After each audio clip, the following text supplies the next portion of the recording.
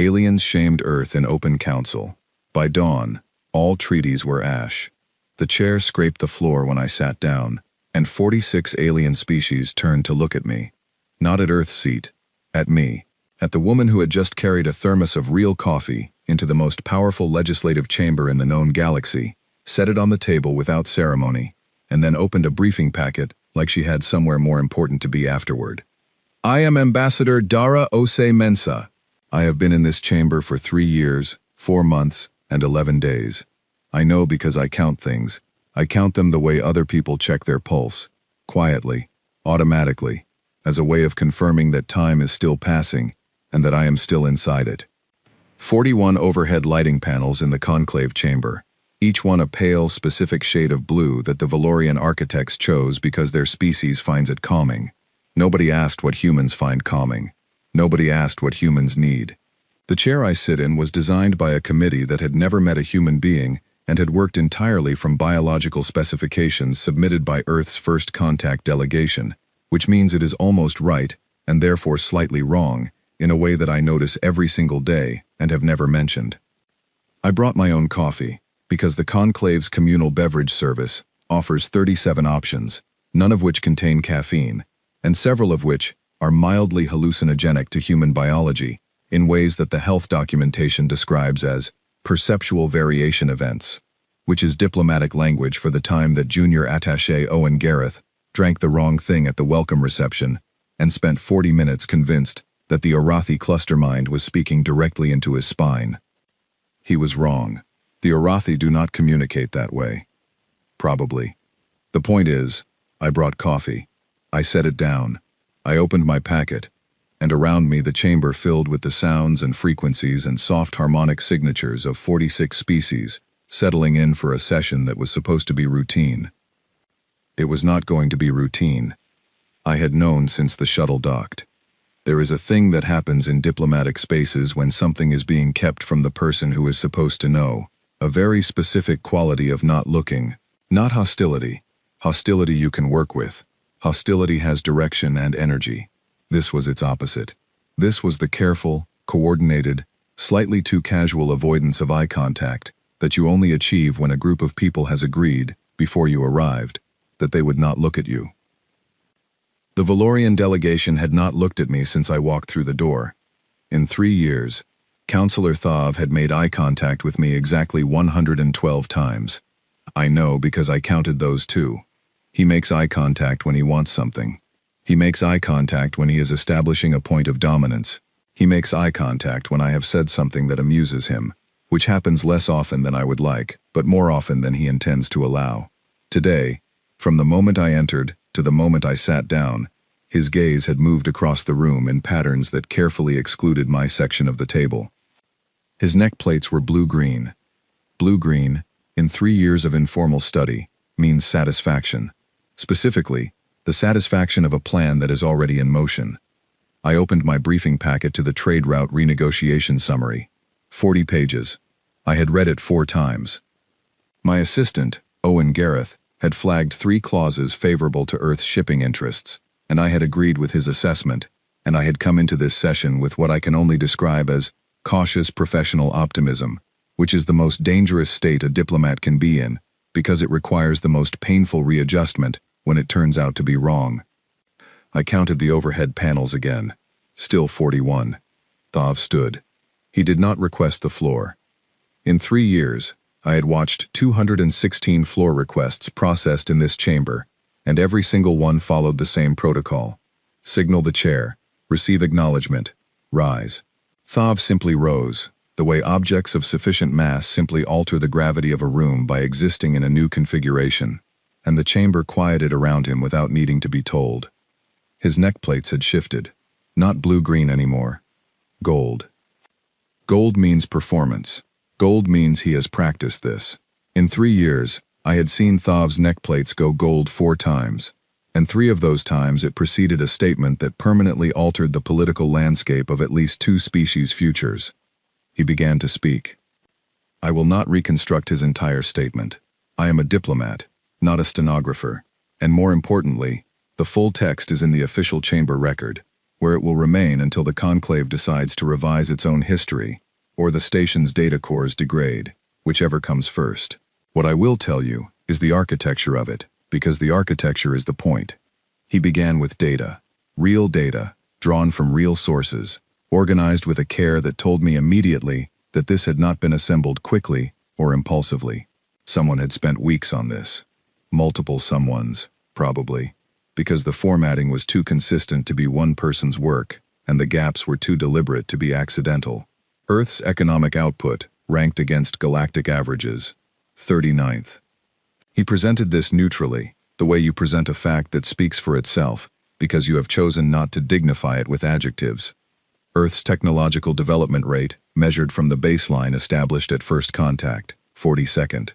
He noted that the galactic average for a species at our stage of spacefaring development was significantly higher, and that Earth had closed approximately 12% of the gap in 40 years, which was, he acknowledged, a pace of improvement.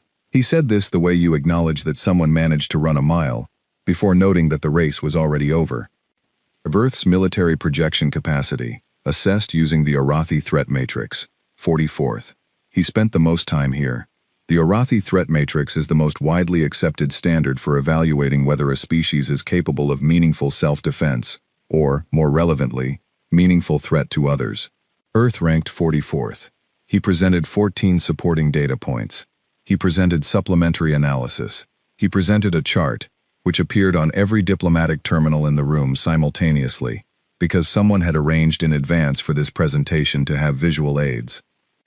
Earth's biological adaptability scores. We were second. He spent 11 seconds on this before moving forward. 11 seconds. I was writing in the margin of my briefing packet when he said it. I looked down after he had moved on to the next metric. I had written the word enough, 17 times. My handwriting is usually very controlled. On the 17th repetition, the letters were pressed harder into the paper than the first, but they were still legible, still even. I noticed this and found it either encouraging or alarming, depending on how you feel about self-control as a survival mechanism. He concluded, after 42 minutes, with a phrase that my translator rendered as, "The error the galaxy is still correcting." He sat down. His neck plates were blue-green again. The chamber was as quiet as 46 species can collectively be, which is not silence in any human sense but is the closest they come to it. It lasted for 3 seconds. Then the small sounds resumed, shifts of position, breath equivalents, the ambient frequencies of beings returning from concentrated attention to distributed awareness. Nobody looked at me. The vote on the trade route renegotiation was called. Every species abstained, not opposed, not for any formal objection or proposed amendment or request for further review. Abstained, which means nothing is blocked. Abstentions do not block, but nothing passes either. And in the language of this chamber, an abstention on a measure that has been in negotiation for 3 years is not a procedural outcome. It is a message. It is 46 species deciding simultaneously that this particular item is no longer worth engaging with. 3 years of work, 40 pages of briefing material, Owen's 3 flagged clauses, 6 seconds of collective silence. The session continued. There were 4 more items on the agenda, and I sat through all of them with my hands flat on the table, and my coffee going cold, and my notes from the trade route renegotiation open in front of me like a document I was still considering, rather than what it actually was, which was an artifact of a conversation that had just ended without me. When the session closed, the chamber emptied with the specific efficiency of 46 species that have somewhere else to be. I sat for a moment while they filed out, not because I needed to collect myself. I have sat in many rooms after many bad moments, and I know that the collection happens later, privately, after the part where you perform fine. I sat because I was watching Thav leave. He passed within 4 feet of me. His neck plates were the pale, contented white of a being that has completed a task to its own satisfaction. He did not look at me. He did not slow down. He moved through the space between my chair and the exit corridor, with the smooth, unhurried pace of someone who has nothing left to do in this room. I counted the distance between us, 4 feet, and 40 years of diplomatic relationship, and every meal eaten at joint sessions and every agreement signed and every moment of actual connection across the species gap that I had chosen to believe was something real, was something being built, was something that the next generation of diplomats and the one after them would inherit as a foundation. 4 feet. I picked up my coffee. Still warm, barely. I drank it, and I stood up and I walked out of the chamber, and Owen was in the corridor with his face doing the specific thing that faces do when a 26-year-old with good instincts and too much empathy knows something has gone very wrong and has not yet decided how to say it. I saved him from having to decide. "Get me a secure line to Accra," I said. "Then get me the authorization protocols for the diplomatic archive system. Then find the pepper whiskey." He opened his mouth. "Owen," I said. "I was there. I know what happened. I need the line, the protocols, and the whiskey, in that order, with no questions in between." He nodded. He pulled out his communications device. He began walking with me toward the residence wing, and I let myself be walked, because sometimes the most useful thing a person can do for you is simply keep pace. The corridor was 240 meters long, amberstone, Valorian quarried, transported here specifically because authority should have weight and warmth simultaneously, should feel like something that has always been here, and will always be here, and has no need to justify its own existence to anything that walks through it. I had walked this corridor 312 times. I knew every join in the stone, every place the grain shifted, every panel. I did not count them now. That was the sign. When I stop counting, something has changed in me that is not the small change of a bad afternoon or a failed negotiation. Something older, something that my mother would recognize in my face before I opened my mouth, which is why I needed to call her first. I walked the amber corridor and I thought about gold neck plates, and 11 seconds spent on second place, and a word written 17 times in the margins of a 40-page briefing document. By the time I reached the residence wing door, I had stopped thinking about all of it. There is a place past anger that is not peace. It is not calm either. Not the kind of calm that comes from resolution or acceptance. It is the specific stillness of a decision that has not yet been spoken out loud, but is fully formed, entirely certain, waiting only for the machinery of action to catch up to it. I had been in that place before. Not many times. 4, maybe 5. The kind of moments you can count, because each one rearranged what came after it. I recognized the shape of it. I went inside. Owen slid the secure line code under my door within 3 minutes, which is fast, and told me he was shaken enough to move quickly, rather than correctly, because correctly would have been to hand it to me personally and confirm receipt. I did not tell him this. I opened the line. I called my mother first. She answered on the second ring. She did not ask me what happened. She has watched enough of my career from the other side of a communications line to have developed an accurate sense of when asking is useful and when it is not. She asked if I had eaten. I said yes. I had eaten at lunch. I was not thinking about food. She said good. That was the whole call. 2 sentences. From the woman who taught me to count things under pressure, who sat with me the night before every exam and every interview and every departure, who has never once told me that the thing I was walking into was too large or too difficult or not for me. 2 sentences, because she knew that the call was not for information and was not for comfort in the conventional sense.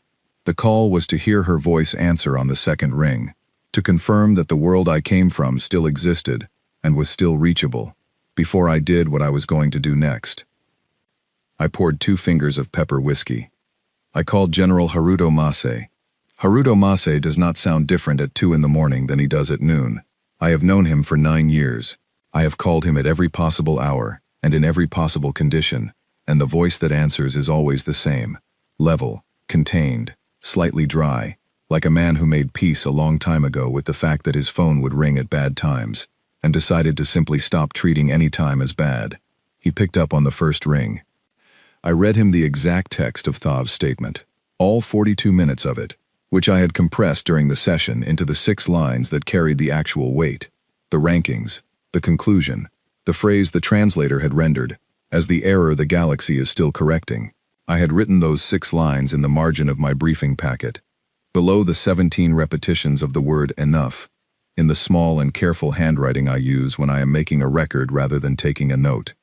I read them aloud. I did not editorialize. I did not add context. I gave him the words exactly as they had been spoken, Because Haruto is a man who needs the raw material, and not the summary, who needs to hear the precise language before he can determine what it means for the things he is responsible for. He was silent for 11 seconds when I finished. I counted. "Is this official chamber record?" he said. "Yes," I said, verbatim, logged and time-stamped by the chamber systems, witnessed by 46 council representatives and their staff. "Good," he said. That was the whole call. One word. But in 9 years of knowing Haruto Mase, I have learned to hear the things he puts into the words he chooses, which are never many. Good, in Haruto's vocabulary, has a range. There is the good of routine confirmation, which is brief and final. There is the good of minor approval, which has a slight upward inflection. And then there is the good I heard on that call, which was the good of a man who has been waiting for something to become official, who has been quietly preparing for a conversation that could only begin once certain things were on the record, who heard what I read to him and understood that the record now existed and that what came next was no longer preparation. I had trusted Haruto Mase 9 years ago when he was a colonel and I was a first-year diplomatic staff member on a mission to Arathi space that went sideways in ways the briefing documents had not accounted for. He had made 3 decisions in rapid sequence that were each individually questionable and collectively exactly right, and I had watched him make them with the specific quality of attention I give to people when I am deciding whether they are the kind of person you can call at 2 in the morning on an encrypted channel and say everything in one sentence. He is that kind of person. I hung up. I poured the second finger of whiskey. The third call was to Secretary General Adisa Omotunde, and I say third, but it was really more of a continuation, because Adisa was already on a separate channel that his office had opened to my line, approximately 40 seconds before I called him, which meant he had been waiting for me to finish with Haruto, which meant he already knew everything that had happened in the conclave chamber today. Which is exactly what Adisa Omotunde always knows. Everything. Before the person it happened to has finished processing it. He has been Secretary General for 11 years. Before that, he was Chief Intelligence Coordinator for the Earth Galactic Liaison Bureau, which is the organization responsible for collecting and analyzing information from every source in known space that is willing to talk to humanity, and several that are not aware they are doing so. He built the network. He knows it because he made it. And the first thing he did when he became Secretary General was ensure that the network still reported to him personally on matters he defined as critical, which is everything. "What do you need?" he said. No preamble, no description of what had happened, no expression of outrage or solidarity, or the diplomatic shock that his public statement would include tomorrow, just the question, because Adisa has learned, in 11 years, that I do not call at this hour to describe my problems. I call to solve them, and what he can give me is resources, and the question of what resources are needed is the only relevant question. 12 hours, I said, and the authorization codes for the full diplomatic archive. He did not ask which codes. We both knew which codes. The diplomatic archive on Veth Prime contains every agreement Earth has signed in 40 years of galactic membership. The authorization codes I was asking for are the administrative-level access codes that allow an ambassador to open, modify, and formally act on any document in that archive, including dissolution actions. They exist for emergency circumstances. There is no official definition of what constitutes an emergency. That is intentional. 12 hours, he said. Then I need to know what Earth is doing. You will know, I said. In 12 hours, everyone will know. He gave me the codes. He did not ask why. I have thought about that, about what it means, that he gave them without asking. Adisa is not a man who acts without information. He has access to more information than almost any human alive. He gave me the codes because the information he already had was sufficient, because he had watched the conclave session on a live feed in his office in Geneva, and he had seen 46 abstentions, and he had processed what the abstentions meant, not just diplomatically but structurally, what they revealed about how the conclave had decided to position itself, what they predicted about what would come next if the position went unchallenged. He gave me the codes because he had already made the same calculation I had made. He just needed someone in Veth Prime with the standing and the nerve to execute it. I sat down at my terminal. Outside my window, Veth Prime's twin suns were still low. the early morning red of them coming in at an angle that made the amber stone of the residence walls look orange, almost warm, almost like home if you did not look at the shadows, which fall at slightly wrong angles on Veth Prime because the planet's axial tilt is 8 degrees different from Earth's, and your body knows this even when your mind has adjusted. My body always knows. After 3 years, my body still registers, every morning, that the light is wrong. I opened the diplomatic archive. 214 documents. 40 years of relationship. Trade agreements signed when Earth's first diplomatic missions were still staffed primarily by people who had never left the solar system and were doing their best with a universal translator that misfired approximately 30% of the time on emotional nuance. Joint research charters, through which Earth scientists had contributed to the collective knowledge base of 46 species. Their work logged carefully, their names attached correctly, their contributions real and specific and traceable. Cultural exchange protocols that had brought human art and music and literature into galactic consciousness, and had brought alien forms of expression back to Earth, and had changed both in ways that could not be undone, and that I, personally, considered among the better things humanity had done. Defense cooperation accords, navigation agreements, communications infrastructure frameworks, medical research partnerships, agricultural data sharing protocols covering the methods Earth had developed for growing food, in conditions that made most galactic species look at the specifications and conclude that they must contain errors, because nothing should be able to grow in that.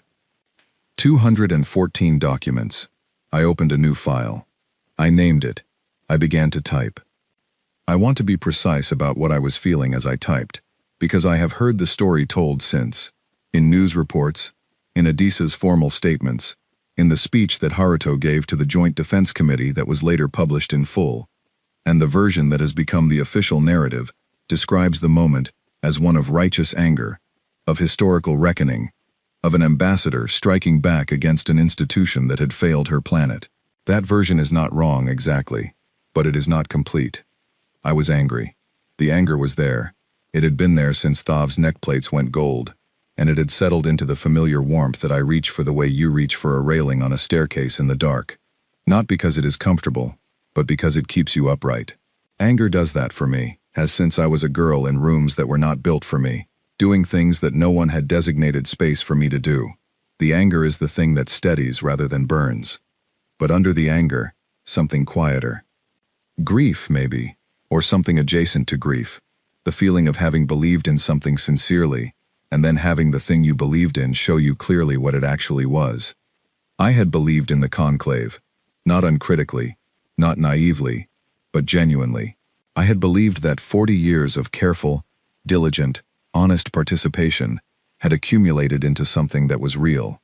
I had believed that the relationships I had built in 3 years, the shared meals, the late negotiations, the moments of actual communication across the species gap, meant something durable.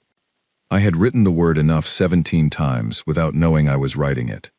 That is what belief collapsing feels like, when it collapses quietly, like your own handwriting turning into something you do not fully recognize.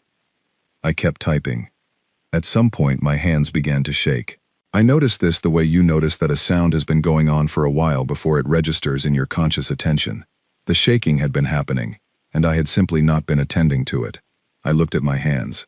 They were steady enough to continue, which was the only assessment that mattered. I let the anger do its steadying work. I let it settle into my chest and run down my arms to my fingers on the keys. The shaking stopped. Owen knocked at 4 in the morning. I told him to sleep. He knocked again at 5, and I told him the same thing. At 5:30, he slid a cup of tea under the door without knocking at all, because Owen Gareth is 26 years old and was raised in a tradition where tea is the appropriate response to anything that cannot be fixed by direct action, and he had correctly assessed that whatever was happening on the other side of his boss's door was not fixable by direct action on his part. I drank the tea. I kept typing. The document grew. Each treaty dissolution followed the same formal structure, identifying the agreement by name and registration number, citing the relevant withdrawal clauses, specifying the effective date, logging the authority under which the action was taken. For 214 documents, this is a significant amount of text. I did not use a template or an automated system, because automated systems do not catch the edge cases, the documents that have unusual withdrawal protocols, or conditional clauses, or attached sub-agreements that need to be explicitly included, or the withdrawal is legally incomplete. I read every clause, I verified every condition. I did it by hand because if I was going to do this, I was going to do it correctly. By the time the second sun cleared the Veth Prime horizon, the document was complete. I read it once from beginning to end. I was looking for doubt, not in the document. The document was correct. I knew it was correct. I had written it with the same precision I bring to every legal instrument I produce. I was looking for the feeling of doubt, which I know how to recognize because I have made large decisions before, and I know what it feels like when a decision still has room for revision. It sits differently from certainty, lower in the chest, wider, a spreading rather than a concentrated heat. I waited for it. It did not come. The decision had been made, I realized, before I sat down at the terminal. It had been made somewhere in the amber corridor after the session ended, in the place past anger that is not peace. I had only been executing it. I saved the document. I looked at it on the screen, the file name, the date stamp, the size of it. I reached for my coffee. It was cold. I drank it cold and I thought about what I was about to do, which was not a dissolution notice alone. The dissolution notice was the match. But the reason a match matters is what is ready to burn. And I had spent 3 years learning exactly how this structure was built, where it bore weight, where it depended on assumptions about Earth that were about to be revealed as wrong. There is a thing that happens when you have been a diplomat long enough. You stop seeing institutions as monuments and start seeing them as systems, a set of forces held in balance. And when you have spent enough time in rooms where the balance is maintained not by actual fairness, but by the collective agreement of everyone present to behave as though it is fair, you develop a specific eye for the load-bearing structures that nobody names, for the weight that is being quietly held up by the party that everyone else has decided does not need to be consulted about the arrangement. I had been holding weight for 3 years. Before me, Earth's diplomatic corps had been holding it for 40 years. And nobody in that chamber, not Thav with his gold neck plates and his 42 minutes of carefully sourced data, had thought to ask what would happen if we stopped. I was about to show them. But not alone. The dissolution notice was mine. The morning session was mine. What came between this desk and that chamber was not mine alone, and I want to be precise about that too, because the story that has become official flattens the 12 hours into a single action by a single person, and that is wrong in a way that matters. There is a basement lab in Geneva where a man named Yusuf al-Rashid had been awake for 22 hours when my terminal notification reached him. Yusuf is the chief xenobiologist for the Earth Council Science Bureau. He is 44 years old. He has degrees from 3 universities on 2 continents. He communicates primarily through data files and the occasional very long email that begins with no preamble and ends the same way. And he is the most patient human being I have ever met, where patient means not the absence of urgency, but the practice of placing urgency exactly where it belongs, and nowhere else. He had been running numbers for 3 years that nobody had asked for. The question behind the numbers was one he had formed himself. If you are going to rank species by what they have at a given moment, and if Earth consistently ranks low on those measures, what does Earth rank on if you change the measure? Not what a species has. What a species does when what it has is insufficient or absent entirely. Learning rate under hostile conditions. Physiological flexibility when the environment changes faster than preparation allows.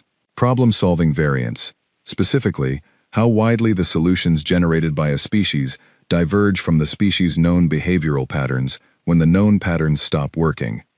The Adaptation Index. Earth scored first in 23 of the 27 submetrics. First. Yusuf had sent me the completed index 4 months earlier, in an encrypted file attached to an email that contained exactly 1 sentence. I think you will need this soon. No preamble. No explanation of the methodology, which ran to 400 pages, and is, I am told by people who understand it better than I do, impeccable. 1 sentence. I had printed the index and placed it in every briefing packet I carried to every session since, under the cover page, where I could reach it without appearing to reach for it. Now I pulled up the encrypted file. I forwarded it to my presentation system, staged for morning. I then opened a second file, which Yusuf had sent separately, and which I had been sitting on for 6 weeks, waiting for the right moment. He had sent it with no message at all, just the file, because Yusuf trusted that I would know when the moment arrived, and he did not want to influence my timing with his own impatience. The file contained a complete audit of Earth's infrastructure contributions to the Conclave's operational systems over 40 years.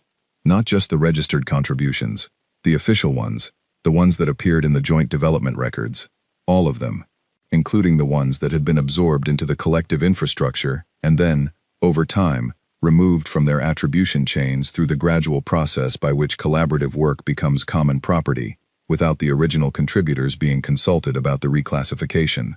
There were relay stations. There were navigational datasets. There were communications calibration protocols. There were 12 separate structural components of the outer belt communications grid that Earth had built and operated for 30 years, and that the current conclave documentation listed simply as galactic infrastructure, with no originating party named. I had authorization-level access to all of it. I looked at the clock. 7 hours until the morning session. I looked at the window, where the Veth Prime dawn was now fully underway, orange going to gold, the alien sun doing the thing it does on clear mornings where the light comes in at the exact angle to make the room feel like something is beginning. Something was beginning. I closed the audit file. I placed a second notification to Haruto's office, not a call this time but a data packet, coordinates, timing, the specific text of the clause in the Conclave's own charter that defined what ships in international corridors were permitted to do under standard diplomatic protocols. The clause had been in the charter for 60 years. Nobody had ever considered it relevant to Earth because nobody had considered that Earth would one day have ships in position to use it. Haruto had considered it. I know this because he had sent me the clause reference 18 months ago, with no message attached, which is how Haruto communicates things he wants you to have without wanting to be on record as having communicated them. I sent the packet. I looked at the dissolution notice on my screen. 214 documents. I thought about Thav's neck plates going gold. I thought about 11 seconds spent on second place. I thought about the word enough 17 times, in my own handwriting. I closed my terminal. I made myself eat something from the resident's kitchen, bread, something that was technically cheese, in that it was made from biological processes that paralleled cheese, a piece of fruit that Owen had acquired somewhere and left on the counter with a note that said simply, nutrition. I ate the bread and the approximate cheese and the fruit, and I rinsed the cup, and I went to sleep for 4 hours, with the specific disciplined intentionality of someone who needs to be sharp in the morning and has trained herself to treat sleep as a tool rather than a reward. 4 hours later, I woke up before my alarm. I made coffee. Real coffee. From Earth. I put it in my thermos and I dressed in the black formal suit that I wear when I want to be read as serious rather than approachable, and I picked up my briefing packet with the adaptation index under the cover page and the dissolution notice loaded on my tablet in its final authorized form, and I walked out of the residence wing. The corridor was 240 meters of amber stone. I walked it for the 313th time. I did not count the lights. I arrived at the conclave chamber before anyone else and I sat down in the human seat, and I put my coffee on the table, and I waited for 46 species to file in, and for Thav to see me there early, which he would not expect, and to see the coffee, which was the most specifically and deliberately human thing I could have placed on that table, and to begin recalculating. Let him recalculating. He was going to need the practice. While I was sitting in that chamber with my hands flat on the table and my coffee cooling, and 46 species arriving to what they expected would be a standard morning session, 3 other people were doing 3 very different things in 3 very different places, and all of them were doing them because of a thread that connected back to a 12-hour window I had opened the night before. The first was Lieutenant Commander Priya Nair. Priya commands the Earthship Resolute, which is registered as a deep-range survey vessel, on extended patrol in the outer belt. This is accurate. It is also accurate that the outer belt is classified in conclave strategic documents as low-value space, sparse, poorly resourced, not worth the attention of species with better options. The Arathi threat matrix does not include it in any assessment of Earth's military posture, because the threat matrix was designed by people who think about military presence in terms of what exists on the board, not in terms of what has been moving into position for 18 months, while everyone looked elsewhere. Priya received a Priority 1 signal from Haruto's office at 3:47 in the morning, Veth Prime local time. The signal was 4 words and a set of coordinates. She read it once. She has been on the Resolute for 8 months. 8 months of the outer belt, which is not glamorous work. It is slow. It is repetitive. It is the kind of assignment that self-important people at Central Command consider a posting for officers who are being managed out, and that people like Priya Nair consider an assignment that requires a specific kind of patience that most officers never develop because they are too busy being somewhere more visible. Priya is not self-important. She is 41 years old and has been commanding vessels since she was 33, and she has a reputation, among the people who matter, for being the person you send when you need something done correctly, in conditions that are not ideal. She read the signal once. She went to her bridge. She gave the heading. She did not explain it. She has 12 years of experience calibrating her voice for exactly the amount of information a crew needs to understand the weight of what they are doing, without crossing into the anxiety of what might go wrong, and she had calibrated it now to the setting she reserves for moments when history is doing something and the ship is part of it. Her crew read the new heading. They understood. The Resolute changed course. 13 other ships, in 13 other positions across the outer belt, received the same signal within the same 60-second window and made the same course change. 14 vessels, each one logged as survey or patrol or resupply in conclave traffic records, each one in a position that the threat matrix had assessed as non-threatening, each one now moving toward coordinates that were not in the outer belt, coordinates in the main corridors. The arteries. Nobody was told to block anything. The signal said nothing about blocking. It gave coordinates, and it gave a word. The word was present. Just present. Just there. And in Geneva, Yusuf al-Rashid saved the final version of a document he had been building for 3 years and sent it to a publication queue, set to release at 9 in the morning Veth prime time, which was exactly 30 minutes after my scheduled arrival at the morning session. 30 minutes. He had thought about the timing. He is always thinking about the timing. There is something I need to tell you about Yusuf al-Rashid before I tell you about the morning session. Something that the official accounts skip over because official accounts are made by people who want the story to have a single center, and Yusuf does not want to be a center. He is constitutionally opposed to being a center. He is the kind of scientist who publishes under collaborative authorship whenever possible, and lists himself alphabetically rather than by contribution, which means he is often third or fourth on a paper he wrote in its entirety. I met him 9 years ago at a joint Earth-Arathi Biological Research Summit in Oslo. He was presenting findings on interspecies enzyme compatibility, specifically on whether certain Arathi biological processes, when introduced into Earth soil-based agricultural systems, could increase yield without damaging the microbial ecosystem. He had spent 4 years on the research. His presentation was 40 minutes long, and in those 40 minutes he referenced his own name, approximately twice, both times in the context of noting where the methodology departed from his previous work. I sat next to him at dinner afterward. I asked him why his research was framed entirely as a contribution to Arathi science, when the agricultural application was overwhelmingly beneficial to Earth. He looked at me for a moment with the specific look of a person who has considered this, and arrived at an answer he finds slightly uncomfortable. Because they would not have funded it if it was framed as being for us, he said, and it needed to be done. That was when I understood what Yusuf al-Rashid was. Not a diplomat. He would be terrible at diplomacy in the formal sense. But a strategist of a particular and patient kind. The kind that works on timelines that do not match the administrative cycles of any organization. That plants things and waits. That understands that the research that changes everything is usually the research that nobody thought was urgent. He had been running the adaptation index for 3 years without funding, which means he had been running it in his own time, using data sets he already had access to for his official work, adding to it in the margins of a schedule that was already full. He had not told his department head. He had not applied for a grant. He had simply built it, quietly, with the methodical patience of a man who is not in a hurry, because he understands that the right moment for a piece of information is as important as the information itself. When I asked him, later, why he had sent it to me, rather than publishing it directly, he said, "Because you would know when." He was right.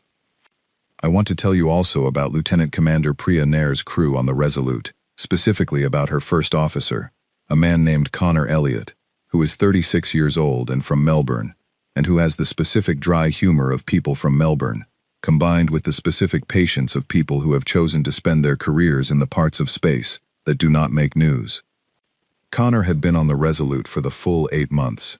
When Priya gave the new heading that morning, he processed it, confirmed it with navigation, and then turned to look at the captain with exactly one question in his expression. She read the question. "Yes," she said, which answered it. He nodded. He turned back to his station. He called down to the engineering team and told them they were changing course and to prep the drive for sustained operation. He did not say where they were going. He did not say why.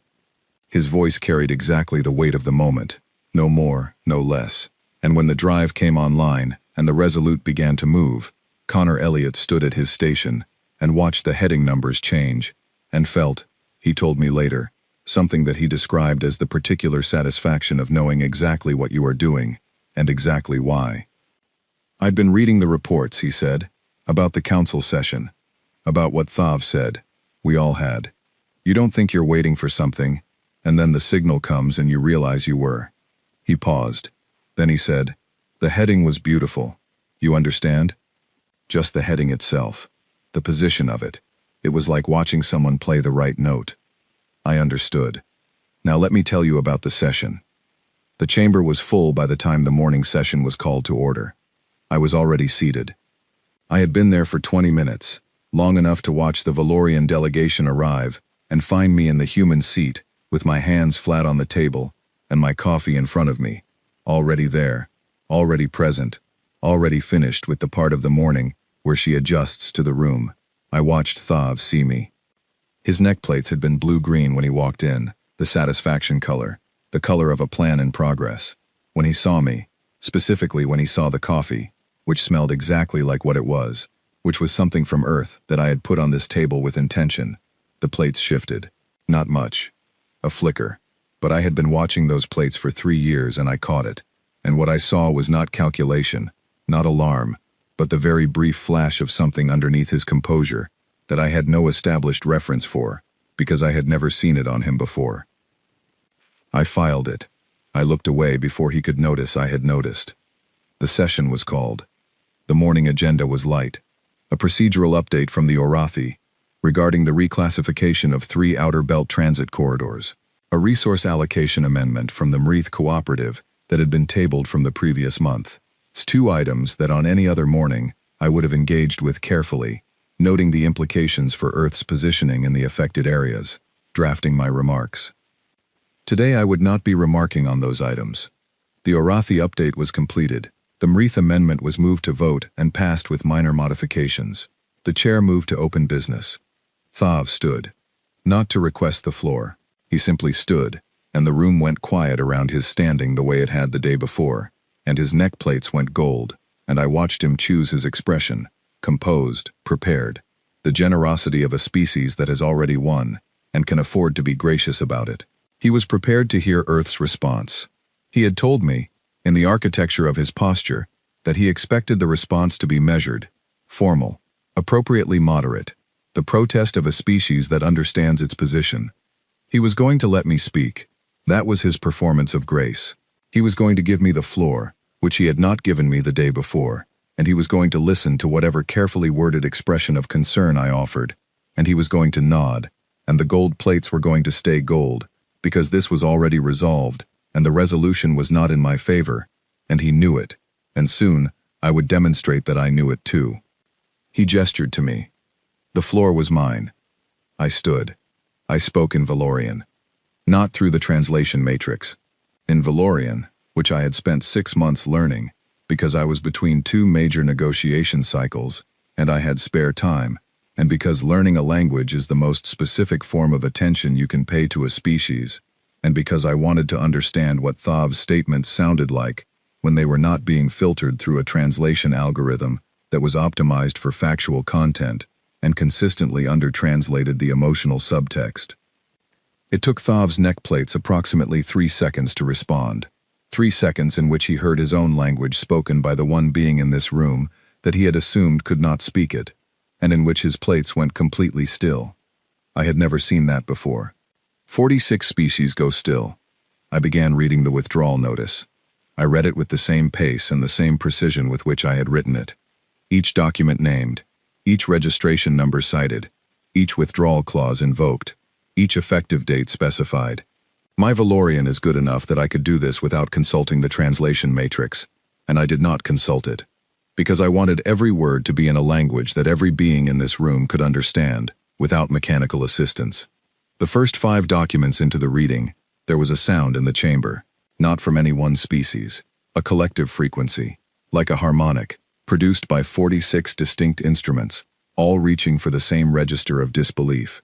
My translator rendered it as this: action cannot be real, which is an imperfect translation but the nearest available. I did not stop reading. By the 15th document, 2 species had attempted to signal the chair. The chair, to his credit, did not interrupt. What I was doing was procedurally permitted under conclave rules. There is no prohibition on a representative acting on their own government's legal documents during a session. There is simply no precedent for it, because it had never been done. By the 50th document, the chamber was entirely silent. By the 100th, I noticed that Thav's neckplates had gone a color I did not have a record for. Not gold, not blue-green, not the pale white of his satisfaction. A deep, still color that sat at the edge of what I understood about Valorian chromatic expression, and which I catalogued as requiring further study and set aside. 214. I put the tablet down. The chamber was very quiet. Then I picked up the data tablet I had brought separately, the one with Yusuf's index on it, and I placed it in the center of the table and I said, in Valorian, that for 3 years this council had been evaluating what Earth has. The document on the table was what Earth does with what it does not have. I slid the tablet forward. The Arathi cluster mind processed it in 4.3 seconds. I know because the Arathi emit a specific harmonic shift when they complete a processing cycle, a change in the base frequency of their collective presence that is subtle enough that most species do not notice it. I notice it because I spent 6 weeks at an Arathi research station 2 years ago and had nothing to do in the evenings but listen. The harmonic change at 4.3 seconds was the largest shift I had ever heard from them. Larger than when the new star charts were published. Larger than the Marith deposit disclosure. This was the sound of the Arathi encountering data that required them to revise a model they had considered settled. They do not perform surprise. They are physically incapable of it. So when the Arathi make that sound, you know the surprise is real. Every terminal in the chamber chimed simultaneously. I did not look at my terminal. I had made this decision deliberately, the night before, sitting in my residence with cold coffee and the dissolution notice on my screen. I had decided that when the moment came I would be looking at Thav's face, not my own device, because 46 species worth of diplomatic data would be available to me later, and Thav's unmanaged expression at the moment of receiving the information would not. I looked at Thav. He looked at his terminal. He looked at me. He looked at his terminal again. His neck plates were cycling through colors faster than I had ever seen them move, through the familiar registers and past them, into frequencies I had no reference for, and I stored every one of them for the record I would write later, the personal record that supplements the official one, the one where I write what I actually saw. The terminals were showing the positions of 14 Earth vessels, in the arteries, not blocking, present. 14 ships where the Arathi threat matrix had assessed there were none, where the gap between what Earth had registered and what Earth had quietly positioned was now rendered visible in a single navigation update, distributed to every diplomatic terminal in the chamber simultaneously. Present. The chamber had the same collective quality it had when I began reading the withdrawal notice, that baseline, not quite silence of 46 species processing the same information at the same time and arriving at different conclusions about what it means. But underneath it now something else. Something I had felt in rooms before when the political topology changes and everyone in the room is feeling the change before anyone has described it. The floor was reorganizing itself. Thav stood. He was composed. I have to give him that. After everything, In the moment that his plan had failed in a way he had not prepared for, he stood up with the neck plates cycling, and the voice level and the manner still carrying the formal authority of a species that has been in this chamber for 300 years, and has no intention of performing otherwise. He asked, in Valorian, what humanity thought it was doing. I looked at him the way my mother looks at things that have disappointed her past the point of emotion, into something permanent and unchangeable. I had been keeping that look in reserve. I had learned it over 38 years of watching her apply it to situations and people and systems that had failed to account for her correctly, and she had applied it with such consistent precision that I know exactly what it costs and what it communicates, and I do not use it lightly. Leaving, I said in Valorian, and collecting what is ours before we go. I let him sit with that for 3 full seconds. 3 seconds is a long time in a chamber that quiet. Then I listed it. The navigational data that Earth's pilots had contributed to the collective charts over 40 years. Specific, documented, with the registration numbers of the original surveys attached. The data was logged under Earth's authorization codes, which meant it was removable at Earth's discretion, per the terms of the Joint Navigation Accord, which was one of the 214 documents I had just dissolved. The biological archives. 40 years of xenobiological research contributed to the collective knowledge base. Under the terms of the Joint Research Charter, also dissolved, the data was jointly held, but the dissolution provision was clear. In the event of withdrawal, each party's original contributions reverted to their source. Yusuf was going to be very busy for the next several weeks. The infrastructure. I named the 12 relay stations in the outer belt, each one by designation number and current operational status.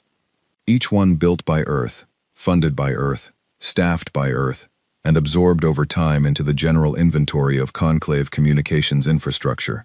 Each one still registered, in the original construction documents, as Earth property, under Earth operation. I was not dissolving the stations.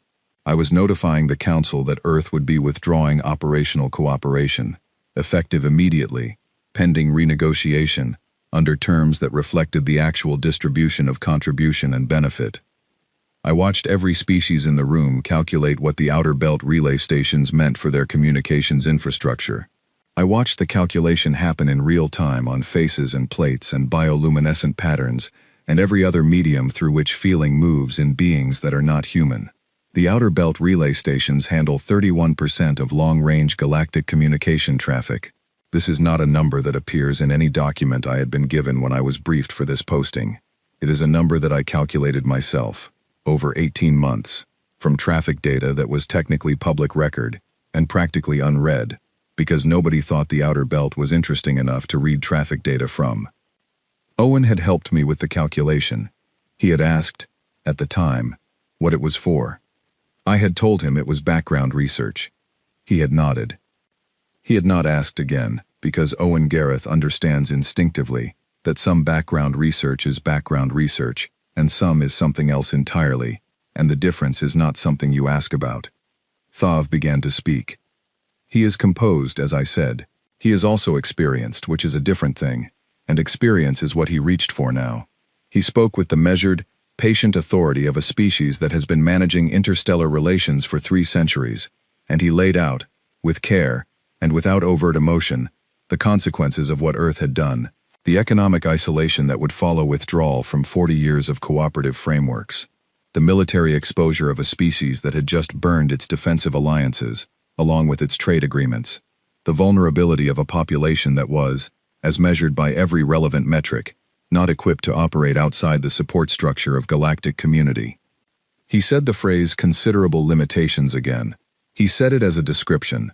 He said it as an accurate account of what the data showed. He meant it, I think, as something closer to concern than contempt, which made it worse, because concern is what you offer to a thing that cannot help what it is. Contempt at least sees you as an agent. I waited for him to finish. I took one full, even breath. We know, I said. We have made peace with things larger than ourselves before. That is, as you have noted for the official record, something we are experienced at. I looked at him. I let him see what was in my face, which was not anger, and was not grief, and was not the particular expression you wear when you are performing strength. It was something older than any of those. The expression of someone who has simply finished with a version of a situation and is ready for whatever version comes next. I picked up my coffee. Still warm. I walked out. I did not look at the chamber as I left. I looked at the door, the amber stone wall around it, the particular way the light came in from the high windows and hit the grain of the stone at an angle that revealed the streaks in it, the history of the rock, the layers of time compressed into something that had been shaped into a wall and called authority. The door was in front of me and then behind me. The corridor was 240 meters of the same stone, and I walked it in the specific silence that follows a large action, the silence that feels loud because you have just been very loud, and the contrast makes the air around you seem to compress. Owen was 20 feet ahead, waiting. He had positioned himself at the precise distance from the chamber door that said, "I am here," without saying I was listening, which is not a distance you find by accident. He had chosen it consciously.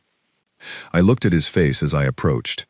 He was 26 years old and had been in Veth Prime for 6 months and had slid tea under my door at 5:30 in the morning and had run the outer belt traffic calculation with me without asking what it was for. He was looking at me with the expression of someone who is realizing, in this exact moment, what kind of day this will turn out to have been. "Walk with me," I said. We walked. The corridor was 240 meters, and I walked it for the 314th time, and behind me in the chamber I had just left, 46 species were sitting with the documents, and the data, and the terminal notification, and the specific ambient frequency of a political landscape that had just been reconfigured by something none of them had included in their models. I did not count the lights. I was already thinking about what came next. What comes next is the part that the official narrative calls Earth's return to the table, which is technically accurate, and misses the point in the way that technical accuracy often misses points. What happened was not a return. A return implies you go back to where you were. What happened was a reconstruction, from different materials, with a different foundation, in which the question of who was doing the building and for whose benefit was no longer something anyone in that chamber had the luxury of treating as settled. But that was 6 months away.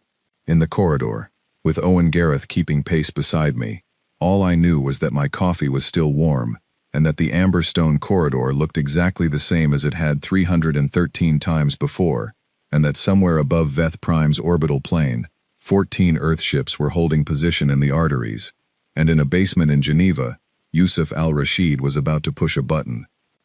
I thought about Thav's neck plates going completely still. I thought about that stillness, and what it means in a being that is always expressing, when the expression simply stops, when the body ceases, for a moment, to perform what the mind has not yet caught up to. He had known, in that moment, before I had finished the first sentence, what kind of morning this was going to be. I had known it the night before, standing in a corridor that still smelled like the session, with the word "enough" written 17 times in my own handwriting, and a decision already formed, and waiting for the machinery to begin. Some things are known before they are said. Some things are settled before the argument starts. I have thought about this, since then, about where the actual turning point was. Not the dissolution notice, which was the action, not the relay stations or Yusuf's index or Haruto's ships, which were the tools. The turning point, I think, was the moment in the chamber the day before when I stopped counting overhead panels and wrote the same word 17 times without intending to. That is when something finished. Everything after was just the finishing. In the 6 hours after I walked out of the chamber, the following things happened, in the following order. The conclave chair called a recess. This is standard procedure when a session experiences a procedural event that requires administrative processing, which is the formal category under which my withdrawal notice had been logged, and which is a category that has no precedent for something at this scale, which meant the chair was buying time, while his office determined what the procedural response was supposed to be. I know this because Owen had a source in the administrative division, a Mreath administrative officer, named something unpronounceably beautiful in her own language, and who Owen called Nella, for conversational convenience. And Nella was the kind of person who found administrative chaos personally offensive, and therefore tracked it closely. She informed Owen, via encrypted message, that the chair's office had contacted the legal division, the historical records department, and 2 external consultants within 20 minutes of my departure, and that all 4 had confirmed the same thing. The withdrawal was legal, fully documented, and binding. The Orathi cluster mind requested a private consultation with Earth's diplomatic mission within 40 minutes of the session recess. Owen took the initial contact and told them, politely, that Ambassador Ose Mensa was in meetings and would be in touch regarding scheduling. There were no meetings. I was drinking tea and reading the traffic data from the relay stations, which was showing the first signs of what the communications analysis team had predicted would happen once awareness of the operational withdrawal spread through galactic network monitoring systems. Traffic was rerouting. The outer belt relays were still running. I had not shut them down. I had withdrawn cooperative operation, which is a meaningful legal distinction, but the species whose communication systems were most dependent on the outer belt routes were not waiting for the legal clarification. They were rerouting, proactively, which meant they had done the same calculation I had done, and they were acting on it before anyone told them to. Nella also reported that the Valorian diplomatic staff had held an internal session lasting 53 minutes, during which Thav's neck plates had been, by one account, a color that even the Valorian staff members found unusual. This detail was second-hand, and I could not verify it, and I included it in my personal record anyway, because it was the kind of detail that illuminates something the official record will not preserve. At 11:45 in the morning, exactly 2 hours and 17 minutes after I left the chamber, the adaptation index published. Yusuf had set the timing. 30 minutes after the session start had been the plan, which would have been approximately 30 minutes into my reading of the withdrawal notice. The recess had shifted things. He had a release delay built in that he could extend, and he had extended it, holding until the session was formally recessed, and the news of what had happened in the chamber was beginning to move through galactic information networks, so that the index arrived not into a quiet space, but into a space that was already full of questions, that was already processing the morning's events, that needed something to attach to. He told me later that he had refreshed his news feed 17 times in the 30 minutes between session recess and publication, and that each time he refreshed it he found the story had spread further, and the questions being asked were increasingly the exact questions his index was designed to answer. He pushed the button at exactly the right moment. Within 4 hours, it was the most accessed document in the Conclave's public archive. Within 8 hours, it had been downloaded by the official research departments of 31 member species. Within 24 hours, the Orathi had published a preliminary response that was 14 pages long and that Yusuf characterized, in an email to me with the subject line, "Well," as the most thorough acknowledgement of their own analytical error that the Orathi have ever produced in writing. Yusuf was pleased about this in the specific way that scientists are pleased when their data is taken seriously by people who previously would not have taken it seriously. He expressed this pleasure in the same way he expresses most things, by sending me another email, this one with no subject line, containing only the sentence, "Second reading was even better than the first. They understood the agricultural submetric on the reread." I read this and felt something warm in my chest that was neither anger nor grief, but something I do not have a precise word for, which is the feeling of watching someone you respect be correctly understood by people who should have understood them earlier. Now, the ships. I have been careful, in this account, not to use language that implies what the 14 vessels were doing constituted a threat. I want to be precise about this, because precision matters here, and imprecision has already cost humanity significantly. The ships were in public corridors, international space. They were not stationed outside any species' territory. They were not blocking any routes. They were not armed in any way that differed from their standard deep patrol configuration, which is legal under Conclave Charter Article 44, subsection 3, and which was the article reference I had sent to Haruto's office the night before, along with the coordinates. They were present. The distinction matters. A threat says, "I will do something to you." Presence says, "I am here, and I have been here, and you did not know that, and now you do." The discovery that something exists where you believed there was nothing, that is a different kind of moment than confronting something that is actively advancing. Advancement you respond to. Discovery you sit with. You sit with what it means that you did not know. You sit with what else you might not know. You sit with the specific discomfort of having made assessments that were not wrong because of missing data. You had access to data, but wrong because of which questions you thought to ask. The Conclave's Security Council, which is a body that meets in closed session and whose deliberations are not publicly released, requested all available data on outer belt vessel positioning and received it within 6 hours of the morning session. I know what was in that data, because the data was Earth's own navigation logs, which we provided in full, because we had no reason not to, and several reasons to. Specifically, because the logs confirmed everything that the coordination notification had shown.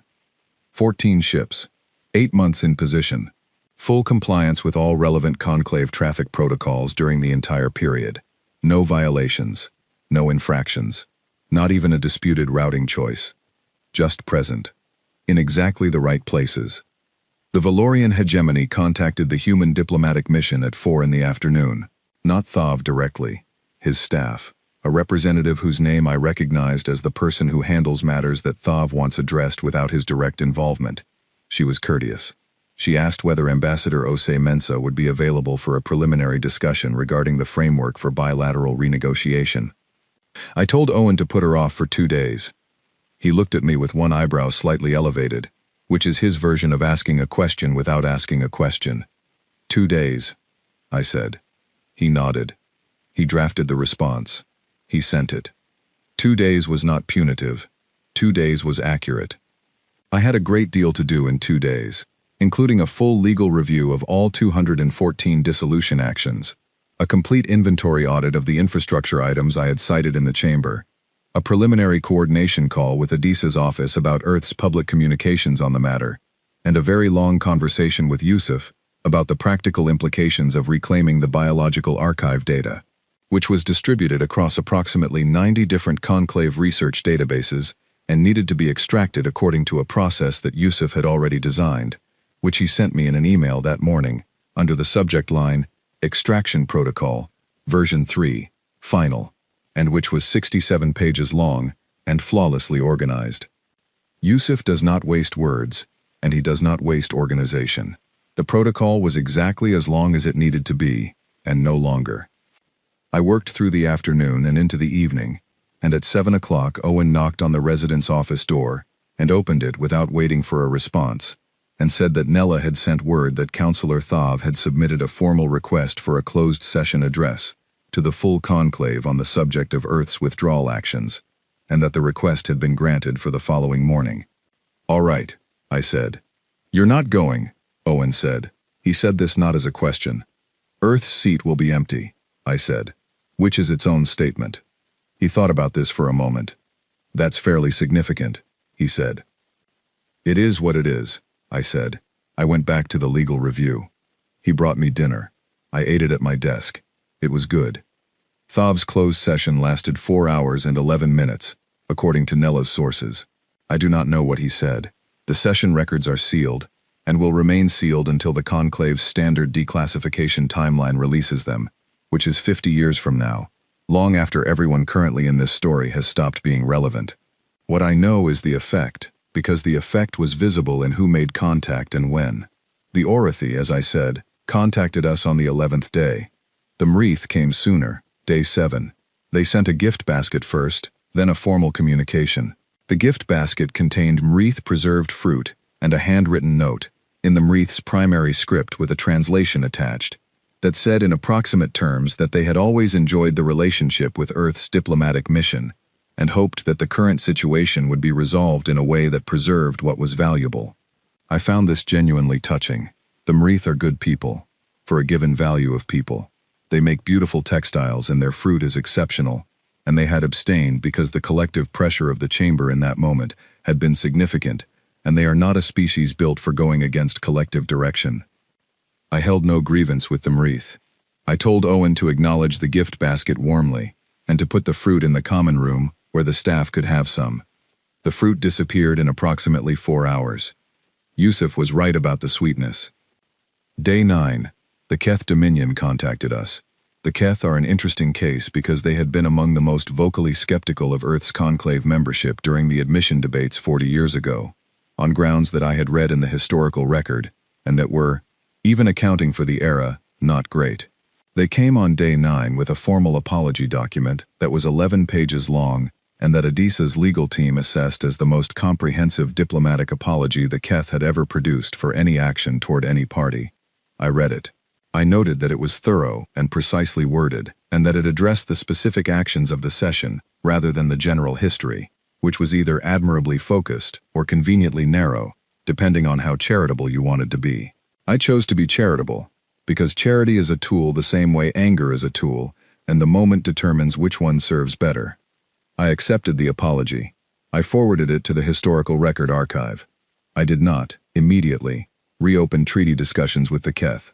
That would take until the 3rd month, and the terms of the renewed framework were different from the dissolved one in ways that I will not detail here, but that Adisa's office described as significantly more reflective of Earth's actual contribution profile. I accepted this description as accurate without comment, because commenting on it would have sounded like crowing, and crowing is what you do when you have won something, and what I had done was not win something. What I had done was correct something. Those are not the same. By the end of the 1st month, 39 of the 46 species had initiated some form of contact with Earth's diplomatic mission. 7 had not. 5 of those 7 were simply slow. Their governments move slowly, their decision-making processes are distributed and deliberate, and they would arrive by the end of the 2nd month with careful and considered communications that reflected the time they had taken. 2 of those 7 were the ones I mentioned earlier, the ones who, in the informal conversations of the contact period, said things that told me more about what the session had really been about than Thav's 42 minutes of prepared data had. I will not name them here, they know who they are, and more relevantly, we know who they are, and the 2 treaties that were not renewed are, I think, among the better outcomes of the entire situation. Some clarity is worth the cost of the clarity. The relay stations went back into cooperative operation on day 62. The renegotiation of the operational terms took 3 weeks, and produced an agreement that is significantly different from the original framework. Earth is listed as primary operator. The contribution and benefit structure has been revised. The attribution language in the joint documentation now reflects what actually happened, and who actually built what. These changes are administrative. They are also everything. On day 45, Yusuf published a 2nd document.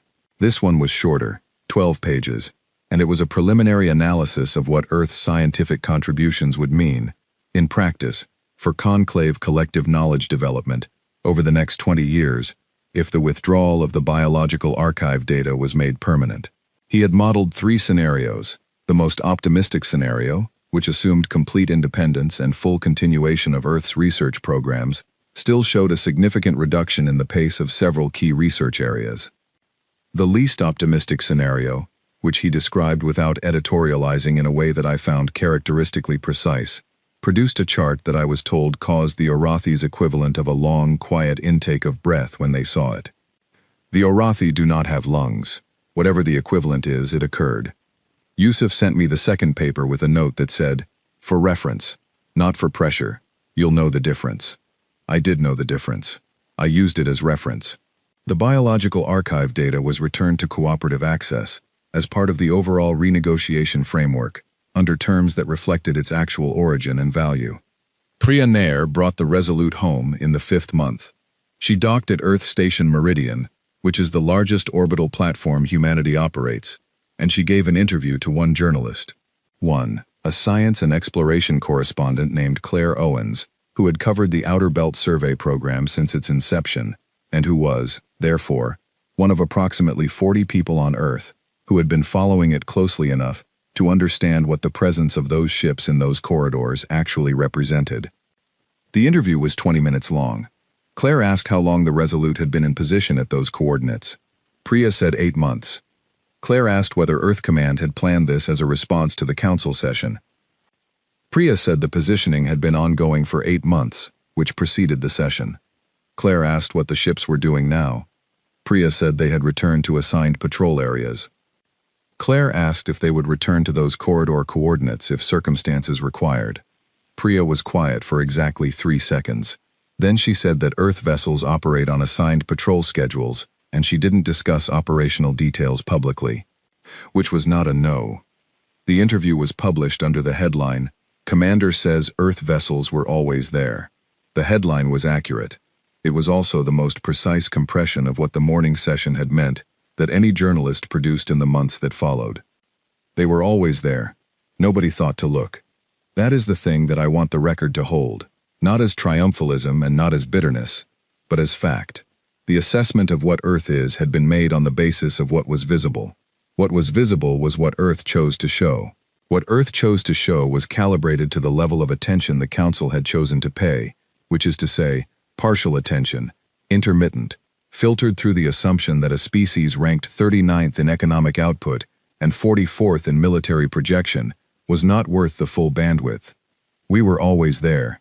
In the outer belt, in the relay stations, in the research protocols and the navigational data and the agricultural contributions and the biological archives and the 6 months of Yusuf's evenings and Priya's patience and Haruto's 11 seconds of silence and the word enough written 17 times in the margin of a briefing document in a chamber where nobody was looking at the human seat. Always there. 40 years of being there. The evening of the day Priya's interview published, Owen came to my office with his jacket still on, which means he had come directly from somewhere without stopping to put things down, and he stood in my doorway and said that the Valorian diplomatic mission had formally requested that the adaptation index be incorporated into the standard evaluation framework for new species admission applications. He was trying very hard not to smile. "That's appropriate," I said. He lost the battle with the smile. "Yes," he said, "it really is." He went home. I stayed at my desk for another hour, going through the renegotiation documents for the following day's session. Outside my window, the Veth Prime night was doing what it does, the twin moons making a light that is not like Earth moonlight, but that I had grown accustomed to in 3 years, and that I found, if I am honest, beautiful in its own way, pale and double-sourced, casting 2 faint shadows from everything. Everything casts 2 shadows here. I have thought about that, on and off, since the morning session, about the dual nature of everything on Veth Prime, the double suns, the double moons, the double shadows, the way the amber stone changes color depending on which sun is up, the way the light is never simple, never from one source. I had come here 3 years ago to represent a single thing, Earth's interests in the broadest possible definition. I had sat in a chair that was not made for me, and drunk coffee that was not what was offered, and learned languages that nobody said I needed to know, and counted things that nobody told me to count. And I had done it, because that is what I do. That is what my training and my nature and my history equipped me to do, in rooms that were not built with me in mind. I had written the word enough 17 times. And then I had done what the word asked for. The renegotiation documents were long and detailed and important, and I worked through them with the same precision I bring to everything, and at 10 o'clock I put them down, and I went to sleep, and I did not dream about the chamber, or the gold neck plates, or the 46 abstentions. I dreamed about the amber stone corridor, 240 meters. I walked every step of it, and I did not count anything, and when I reached the end, there was a door, and I went through it, and on the other side was not the chamber, but the outside, open air, the Veth Prime night with its double moons and its pale divided light, and I stood in it for a moment, and breathed air that still smelled like copper shavings and burnt sugar, and was still wrong for human lungs in the way that I had adjusted to but never fully accepted. I breathed it. I was still there. I am writing this on my mother's porch in Accra, on a Thursday afternoon, in the kind of light that architects do not design for because it cannot be designed. It is just the sun, doing what it has done over this city since before there was a city here to do it over, coming in low and rich and specific to this latitude, this humidity, this time of year, and making everything it touches look like something worth keeping. My mother has gone inside. She brought me food 20 minutes ago, a plate of things she had been cooking since this morning, for reasons she did not explain, and that I did not ask about. Because one of the things you learn about your mother, when you work far from home for long periods of time, is that the cooking is not about the food, and asking about it would miss the point. I ate everything on the plate. I left it clean. She saw me leave it clean and said nothing, and went inside. And that silence was a full conversation that I understood completely. I have been home for 3 weeks. After 6 months on Veth Prime managing the renegotiation, the calls, the sessions, the procedural reviews, the slow and sometimes difficult work of reconstructing 40 years of relationship on different terms. Adisa told me to go home for a month. He said this in the tone he uses when he has decided something and is informing me of it rather than suggesting it. He is my superior, and I have disagreed with him publicly twice in 11 years, and both times I was correct. But this time, I thought he was probably correct too, and I went home. I have been sitting on this porch a great deal. There is the leaning tree on the corner that has been leaning in the same direction for as long as I can remember, which my mother says is toward the afternoon sun, and which my aunt insists is because the roots are being pulled by the drainage system installed in 2019. I find both explanations plausible, and have no strong preference for either. The tree leans. It has always leaned. Probably it will continue to lean. There is the wall of the house across the street, which my mother finds architecturally regrettable, and which she has communicated to the owner 3 separate times over 20 years, and which remains unchanged, and which she considers an ongoing project rather than a failed one, because my mother does not recognize the category of failed ongoing project. I have been thinking, on this porch, about what the last 7 months actually were. Not the official version, which exists in the record and is accurate as far as it goes. Not the journalistic version, which varies from account to account, but tends toward narratives of Earth striking back, or humanity's quiet strength revealed, which are not wrong, but are more dramatic than what it felt like from the inside. I have been thinking about what it actually was, sitting here with the afternoon light on the leaning tree, and my mother's voice occasionally from inside the house, and the specific wait of a month that has no sessions in it. What it was, I think, is a correction. Not a victory, though I understand why people use that word, and I understand why it is satisfying, and I do not begrudge anyone the satisfaction. But victory implies a competition, implies a score, implies a moment when one side has more and one side has less. What happened was not that. What happened was that a system that had been operating on a miscalibrated model was forced to update the model. That is not winning. That is just what happens when a model is wrong, and the wrongness becomes undeniable. The model was wrong about what Earth is, not about what Earth had. Those numbers were accurate enough. 39th in economic output, 42nd in technological development rate, 44th in military projection per the Orathi threat matrix. Those numbers were real. Thav's data was real. I have never disputed the numbers, and I do not dispute them now. The model was wrong about what the numbers meant. It assumed that a species is what its measurements say it is at the moment of measurement, and that the measurement is sufficient to predict everything else. It assumed that a species ranked 44th in military projection has 44th place military relevance. It assumed that a species contributing to collective research programs at a level that ranks low in the output metrics is contributing at the level of its ranking, when in reality, Earth had been contributing above its ranking in multiple categories for decades, and the contribution had been absorbed into collective infrastructure and attributed to the collective rather than to Earth, because nobody had considered it important to track origin in a species they had already assessed as low value. The model was wrong because it did not account for patience. Not patience as a virtue, patience as a method. The specific, practiced, generational patience of a species that has spent its entire existence on a planet that consistently produced conditions designed to end it, that has survived by adapting faster than the conditions changed, that learned early and deeply that the distance between now and next is where everything important happens if you are willing to stay in that distance and work. Yusuf al-Rashid, working evenings for 3 years on data nobody asked for. Priya Nair, in the outer belt for 8 months, doing the slow work of positioning correctly. Haruto Mase, spending 11 seconds in silence before saying a single word. The 40 years before I arrived. All of it patience. All of it the specific, methodical kind that is not waiting for something to happen, but making something happen slowly enough that it looks like nothing until it is too large to be nothing anymore. The Orathi called me, in the 4th month of renegotiation, to discuss what they described as a philosophical question. This is unusual for the Orathi, who do not typically separate philosophy from practical application. They would say the distinction is not real, but the phrasing told me they wanted a different kind of conversation than the renegotiation sessions had been, and I gave them the conversation they were asking for. They wanted to understand, they said, Why Earth had not used the adaptation index earlier. Why, in 3 years of sessions where Earth's standing in the Council was regularly implicated or undermined, had I not produced this data sooner?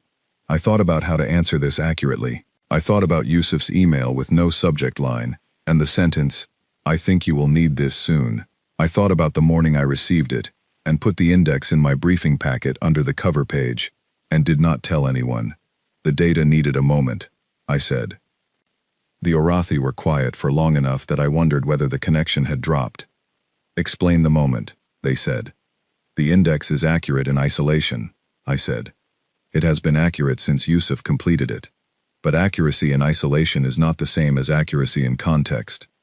If I had presented the adaptation index in a routine session, when the Council's general position was maintenance rather than examination, it would have been filed and assessed and possibly discussed in a subcommittee, and eventually placed into the background of some future report. Because the moment I presented it was the morning after the Council had formally, on the record, assessed Earth as negligible, the index did not land in a space of general evaluation. It landed in a space where every species in the chamber was actively reconsidering the model. The same data has a different effect depending on what the room is ready to receive. Another long pause. "You chose the moment," they said. "Yusuf chose the moment," I said. I held it until he said it was time. There was a further pause, and then the Orathi said something that my translator rendered as approximately, "This is a form of intelligence that we had not included in our frameworks." I found this statement remarkable for 2 reasons. First, because the Orathi acknowledging the absence of something from their frameworks is, as I have established, the equivalent of a significant event. Second, because of what it implied, that their frameworks had been designed to measure what was present, what was active, what was expressed, and had not been designed to account for what was being withheld, what was being timed, what was being saved, for a moment that had not yet arrived. They had no framework for a species that was patient in this way. They had no category for the intelligence of knowing when not to act. I told Yusuf about this conversation in my next email to him. His response, which arrived 6 hours later because Yusuf sleeps at reasonable hours, when he is not in the middle of something, was 2 sentences. "I'm glad they noticed. Though I'd have preferred they noticed earlier, under different circumstances." This is the most emotional statement I have ever received from Yusuf al-Rashid. I framed it in my mind and have kept it there since. There is a woman on this street, 3 houses down from my mother's, who has lived there my entire life. Her name is Mrs. Abina Darko, and she is 79 years old, and she was here when I came home from my first posting abroad, which was in Brussels, and was not glamorous, and she was here when I came home from Orathi space, which was glamorous but deeply uncomfortable, and she is here now. And every time I have come home she has asked me the same question. She asked it 3 days after I arrived home from Veth Prime, when she saw me on the porch in the afternoon.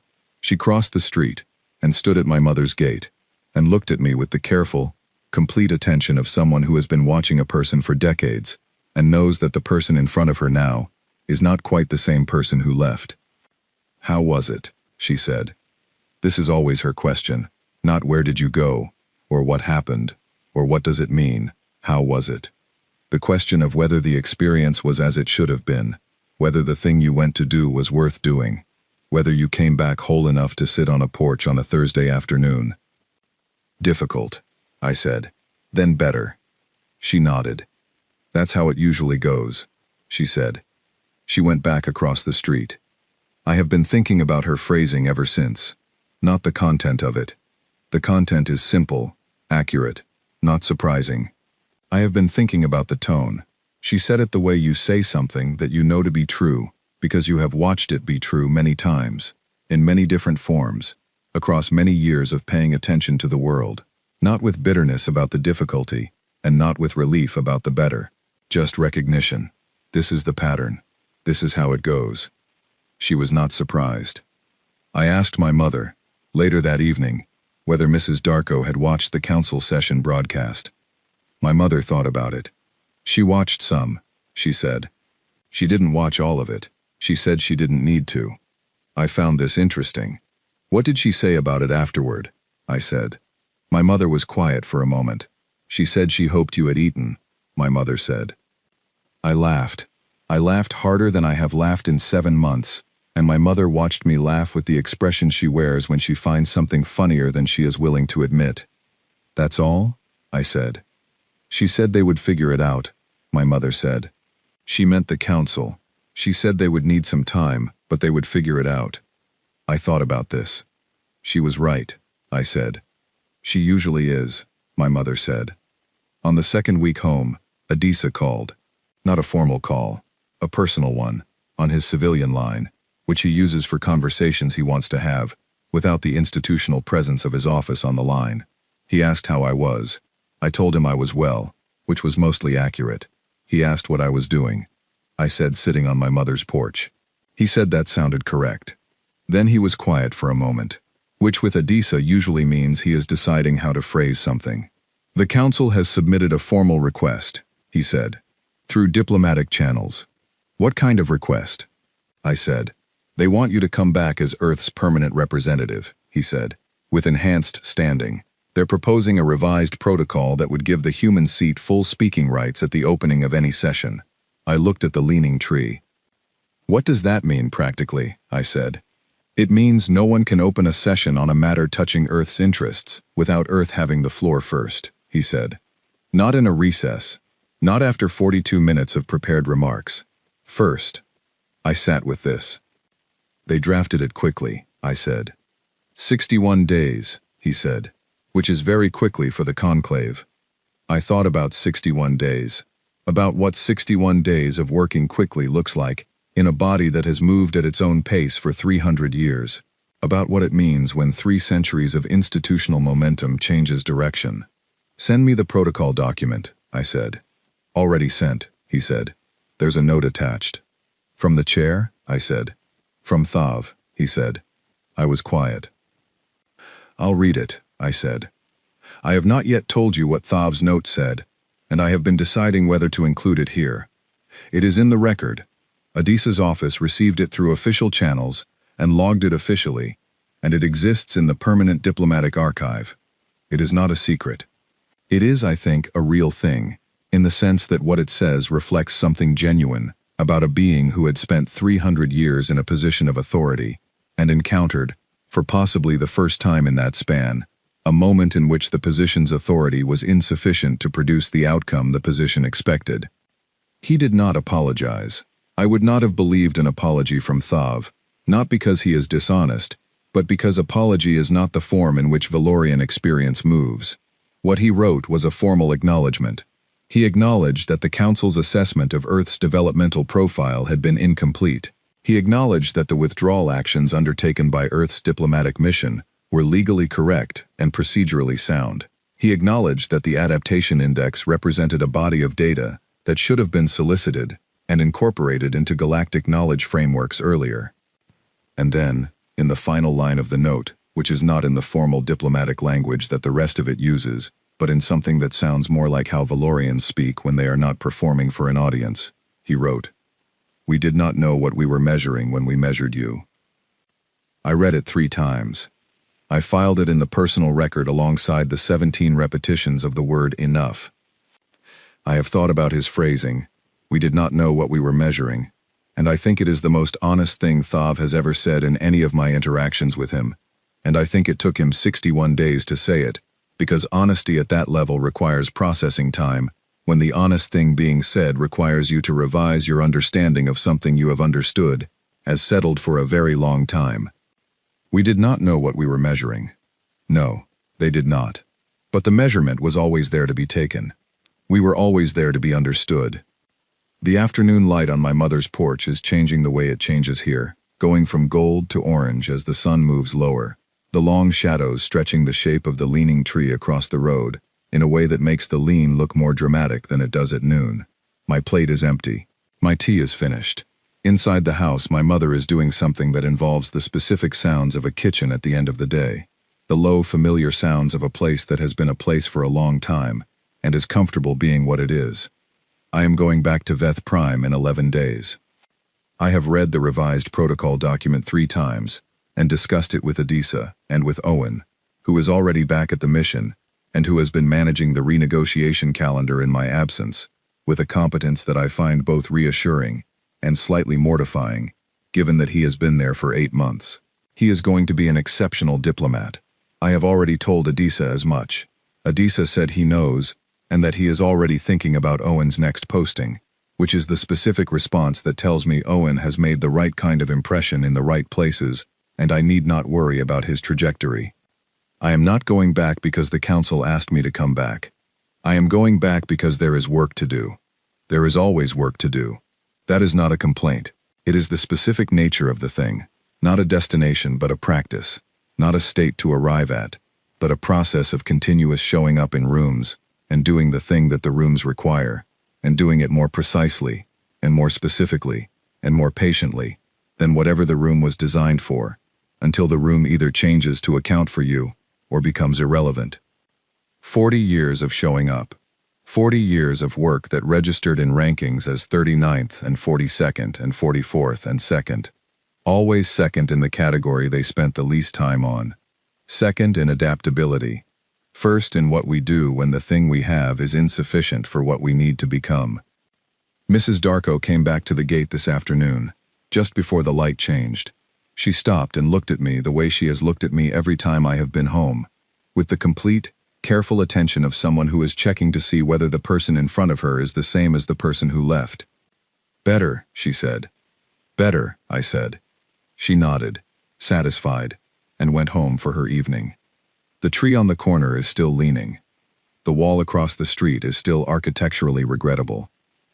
The sky above Accra is going the particular deep blue that it goes here at this hour, not dark yet but past gold, the transition color, the color that is between what the day was and what the night will be. Up through that blue, past the clouds and the atmosphere and the long, dark distance that is enormous and ordinary simultaneously, there are 46 council chambers, where 46 species are working through the implications of 61 days of very rapid revision. There are relay stations running on renegotiated terms. There are researchers across multiple species working through the adaptation index and its implications for how they have been categorizing and assessing life in this galaxy.